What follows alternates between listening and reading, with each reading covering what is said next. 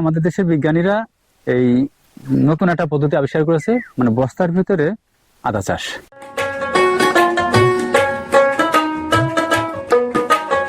বস্তার ভিতরে আদা চাষ করলে কোনো জায়গার অপচয় হচ্ছে না। দুইটা বস্তা যদি কেউ আদা চাষ করে তাহলে তার সারা বছরের পারিবারিক আদার চাহিদা পূরণ হয়ে যাবে।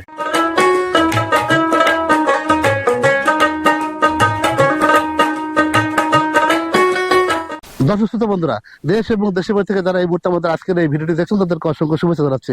দর্শক, আমাদের কৃষিভিত্তিক ধারাবাহিক আয়োজনে আজ আমরা এসেছি ঝিনাইদহ জেলার কোটচাঁদপুর উপজেলার কাকবাড়ি গ্রামে। এই গ্রামের পরিচিত কৃষি উদ্যোক্তা হারুন রশিদ মোসাফের একটি আদার খেতে এসেছে। দর্শক, মোসাফাই দীর্ঘদিন যাবৎ নিত্য নতুন ফল ফসলের আবাদ করে থাকেন, অর্থাৎ নিত্য নতুন ফলের আবাদ করে থাকেন। তা আমরা এসেছি যে আজকে তার একটি বাগানে আমরা দেখতে পাচ্ছি তিনি মশলা জাতীয় একটি গাছ লাগিয়েছেন, আর দেখতে পাচ্ছেন এটি হচ্ছে যে সেই আদার গাছ, অর্থাৎ বস্তায় তিনি কিন্তু আদার চাষ শুরু করেছেন। তো আমরা কথা বলে নেব মোসাফার কাছ থেকে, জেনে নেব তিনি কখন কিভাবে এই আদার চাষ শুরু করলেন, এর চাষ পদ্ধতি কি আছে এবং কিভাবে তিনি এই আদা চাষ পরিচর্যা করছেন। যাবতীয় তথ্য থাকবে আমাদের আজকের এই ভিডিওটিতে। পুরো ভিডিও দেখতে প্রথম থেকে শেষ পর্যন্ত আমাদের সাথেই থাকুন। দর্শক, এখন আমরা কথা বলবো কৃষি উদ্যোক্তা হারুন রশিদ মোসাফের সাথে। তিনি ফলের আবাদের পাশাপাশি মশলার আবাদ শুরু করেছেন। তা আমরা জেনে নেব তিনি কখন কিভাবে এই আদার চাষ শুরু করেছেন, এই চাষ পদ্ধতি কি আছে এবং কিভাবে পরিচর্যা করছেন, সেটা আমরা জেনে নেব মোসাফের কাছ থেকে।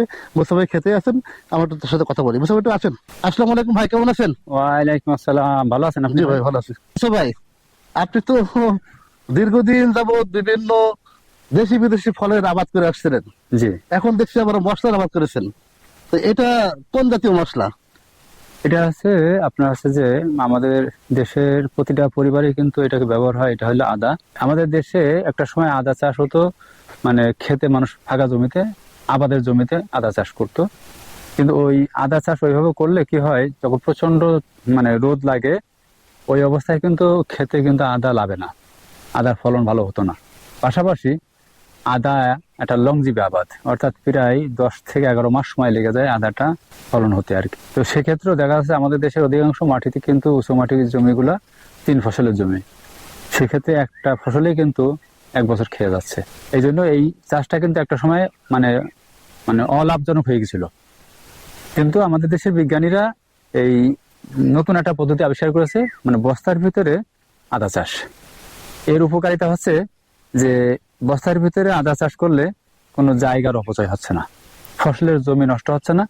এটা আপনি বস্তার ভিতরে কিছু গোবরের সার আর কিছু মাটি দিয়ে, হালকা কিছু রাসায়নিক সার দিয়ে প্রসেসিং করে যদি বস্তার ভিতরে আপনি আদাটা লাগাই দেন, তাহলে কি হবে, আপনার প্রতির যে জায়গাগুলো আছে, এমনকি প্রতিটা পরিবার যদি মনে করে তার পারিবারিক চাহিদা পূরণ করার জন্য সর্বোচ্চ 2 থেকে 4 কেজি আদা লাগে একটা পরিবারে, তো দুইটা বস্তা যদি কেউ আদা চাষ করে তাহলে তার সারা বছরের পারিবারিক আদার চাহিদা পূরণ হয়ে যাবে। তো সেক্ষেত্রে আবার এইটা এমন একটা জায়গায় হবে, ছাদের উপরে হবে, কার্নিশে হবে, গাছের নিচে হবে, উঠানের সাইডে হবে, মানে যেই জায়গাটা কোনো কাজে লাগে না ঠিক সেই জায়গায় এই বস্তার আদা চাষটা হবে।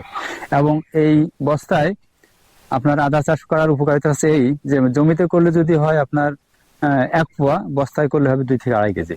বাহ!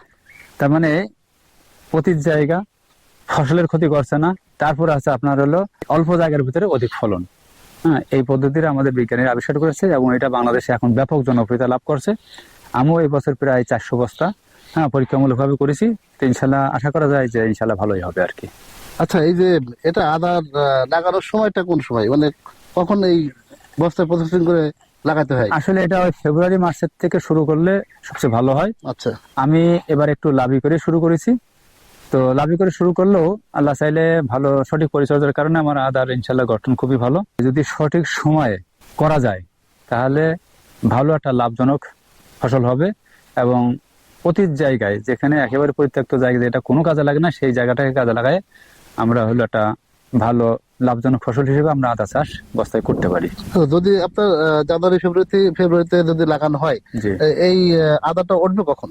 এটা হচ্ছে আপনার 9 থেকে 10 মাস সময় লাগবে। আর এখানে আসলে বস্তাতে কি দেওয়া আছে? এখানে দেওয়া আছে আপনার হলো 50% গোবর, আচ্ছা, গোবর সার, আর কিছু রাসায়নিক সার। আচ্ছা দর্শক আমরা একটু দেখাই এখানে একটু একটু আমরা একটু ক্যামেরাটা ক্লোজ করি। এই যে দর্শক দেখতে পাচ্ছেন, এই যে এই ক্লোজ করে আমরা এখানে দেখাই। হ্যাঁ এই যে এখানে দেখাতে পাচ্ছি, এই যে এগুলো হলো জৈব সার। জৈব সার, জি জি। এখানে দেখুন এই যে জৈব সার দেওয়া আছে। আর পাশাপাশি আর কি কি আছে ভাই এখানে? মাটি, জৈব সার আর কিছু আপনার হলো রাসায়নিক সার হালকা আর কি, খুবই কম। আচ্ছা আচ্ছা আচ্ছা। এই যে একটা বস্তা দেখছি লাগানো আছে, কয়টা গাছ লাগানো আছে ভাই? এখানে বিভিন্ন ভাবে করা যায় আর কি। সেটা আছে যে আপনার হলো একটাও লাগানো যায়, আচ্ছা আবার 3টা 4টাও লাগানো যায়। আচ্ছা। এটা হচ্ছে যা মানে যে কৃষক চাষ করবে তার চিন্তা চেতনার উপর নির্ভর করবে। আসলে যদি 3টা 4টা দেওয়া হয় তাহলে ফলনটা আরো বেশি হবে। তো এই কারণে আমি এখানে প্রতিটা গাছে 3টা করে দিয়েছি। আচ্ছা কেউ যদি মনে করে 4টা দেবে তাও দিতে পারবে, আবার কেউ যদি মনে করে শুধু একটা দিয়ে করবে তাও হবে। তবে আমার দরকার অল্প জায়গায় ফলন বেশি হওয়ার। আচ্ছা, ঠিক আছে। সেক্ষেত্রে আপনার একটা বস্তা থেকে কি পরিমাণ আদা আসার সম্ভাবনা আছে বলে আপনি মনে যে করেন? এটা সর্বনিম্ন 1 কেজি, একেবারে যদি না হয় তাও 1 কেজি হবে ইনশাল্লাহ। আচ্ছা আর উপরে 2 থেকে 2.5 কেজি হওয়ার সম্ভাবনা আছে। তবে সঠিক সময় করতে পারলে 1.5 থেকে 2 কেজি অনায়াসে হবে। আর বিশেষ কোনো আর কোনো পরিচর্যা নাই? এমন কোনো পরিচর্যা নেই আর। আর যদি কোনো সেচটা দিতে হয় কিনা? না না না সেচ দিতে হয় না, না? এটা তো এই আপনার হলো বর্ষাকালে। বর্ষাকালে। হ্যাঁ, এমনিতেই যে আকাশ বৃষ্টি হয় এতেই যথেষ্ট। মাশাআল্লাহ। ফেব্রুয়ারি থেকে আপনার হচ্ছে যে এই গাছ লাগানো গেলে জি জি আপনার হচ্ছে ডিসেম্বর দিকে ফল পাওয়ার সম্ভাবনা থাকে, জি জি অর্থাৎ আদা পাওয়ার সম্ভাবনা থাকে। জি জি। সেক্ষেত্রে 8-10 মাস সময় লাগে। 9-10 মাস সময় লাগে। সময় লাগে। আর আদার দাম তো মোটামুটি ভালোই, মশলাতে তো। আদা শুনেন, একটি এমন মানে প্রয়োজনীয় মশলা যেটা খায় না এমন কোনো পরিবার নেই বাংলাদেশে। আর এই আদাটা কিন্তু প্রায় সবটাই বিদেশ থেকে আমদানি করতে হয়। তো আমার কথা হচ্ছে যে যদি বস্তায় আদা চাষ করে যদি বাংলাদেশের প্রত্যেকটা পরিবার যদি মনে করে 2টা করে বস্তা বাড়িতে করবে, কোনো মানে একেবারেই খুব সামান্য খরচে, তাহলে তার সারা বছরের চাহিদা পূরণ হয়ে যাবে। আর যারা উদ্যোক্তা আছে তারা যদি চাষ করে তাহলে দেখা যাচ্ছে যে বাংলাদেশ বাইরে থেকে আর আমদানি করতে হবে না। এবং এই আদা যখন আপনার বাজার থেকে কিনতে যাবেন 300-400 টাকা কেজি, মানে মানে 200 টাকা নিচে সিজনেও পাওয়া যায় না।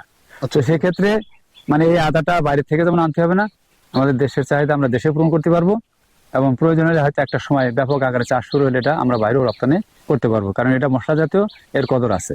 আচ্ছা, বস্তায় আদা চাষ যে আপনি করেছেন, এই বিষয়ে কি আসলে কৃষি বিষয়ে কোনো অভিজ্ঞতা পূর্বে ছিল কিনা, না নতুন করে কোনো অভিজ্ঞতা সঞ্চয় করে আপনি এই চাষবাসে প্রবেশ করলেন? না, এটা আপনার হলো আমাদের বাংলাদেশ যে কৃষি অধিদপ্তর, তারা তাদের বিজ্ঞানীরা এটা উদ্ভাবন করেছে, করে তারা এটা এখন সারা দেশে চাষিদের ভিতরে ছড়িয়ে দেওয়ার জন্য তারা যে প্রকল্প হাতে নিয়েছে তারই ধারাবাহিকতায় এখানে করেছি। কারণ বস্তায় আদা চাষ এর আগে আমাদেরও জানা ছিল না।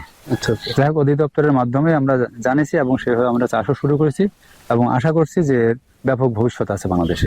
দর্শক, এতক্ষণ আমরা কথা বলছিলাম কৃষি উদ্যোক্তা হারুনুর রশিদ মোসাফের সাথে। তার কাছ থেকে জেনে নিলাম আদা চাষের চাষ পদ্ধতি সহ যাবতীয় তথ্য। দর্শক, আমার প্রতিটি ভিডিওতে একটি মেসেজ থাকে, কোনো চাষ করার পূর্বে অবশ্যই সেই বাগান পরিদর্শন করবেন, জাত চিনবেন, মাটির উর্বর শক্তি বুঝে সেই চাষে প্রবেশ করবেন। জাত না চিনে, মাটির উর্বর শক্তি না বুঝে কৃষিতে প্রবেশ না করাই ভালো, এতে কৃষক ভাইদের অনেক সময় ক্ষতি হওয়ার সম্ভাবনা থাকে। তো দর্শক, যারা যেখান থেকে আমাদের আজকের এই ভিডিওটি দেখছেন তাদেরকে ধন্যবাদ জানিয়ে এখানে শেষ করছি। পরবর্তীতে নতুন কোনো এপিসোডে দেখা হবে আপনাদের সাথে, এ প্রত্যাশায়। আল্লাহ হাফেজ।